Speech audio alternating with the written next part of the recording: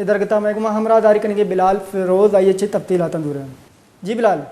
जी बिल्कुल, आज कोयटा के हॉकी चौक के ऊपर एक जो है बहुत ही अफसोसनाक वाकया पेश आया, जहां पर एक ट्रक को जो है कस्टम एहलकारों ने रोकने का इशारा किया, जो ना रुका। उसके नतीजे में जो है कस्टम एहलकारों ने उस ट्रक के ऊपर फायरिंग कर दी, जिसके नतीजे में ट्रक का जो कैलेंडर था, जिसकी शनाख्त जो है मोहम्मद कसीम वल्द मोहसिम आगा के नाम से हुई है, जो कि किला अब्दुल्ला का रिहायशी था, जिसकी उम्र 30 साल थी, वो जहां बाग हो गया मौके पर ही।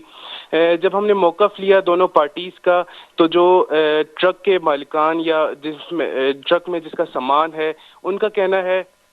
कि जो है कस्टम एहलकारों ने हमें इशारा किए बगैर हमारे ऊपर जो है अंधाधुंध फायरिंग शुरू कर दी, जबकि जो है उनका कहना है कि ये ट्रक जो है चमन से आ रहा था और चमन से कोयटा तक आते हुए हज़ारों चेक पोस्ट से हम जो है कस्टम की चेक पोस्टों से क्रॉस करके आए हैं, जबकि शहर के अंदर दाखिल हो के जो है कस्टम एहलकारों ने हमारे ऊपर पीछे से अंधाधुंध फायरिंग शुरू कर दी है और हमें रुकने का इशारा नहीं किया। जबकि जो कस्टम एहलकार हैं उनका मौक़िफ़ है कि हमने इनको रुकने का इशारा किया, जिसके बाद जो है ट्रक के अंदर से भी हमारे ऊपर फायरिंग की गई, जिसके नतीजे में हमने क्रॉस फायर किया और जिसके नतीजे में ये हादसा पेश आया है। इस हादसे के फौरन बाद जो कस्टम एहलकार मौके से फरार हो गए हैं और उनका अभी तक जो है मजीद कोई मौक़िफ़ सामने नहीं आया है, ना ही उनकी तरफ से कोई जो है एहलकार आके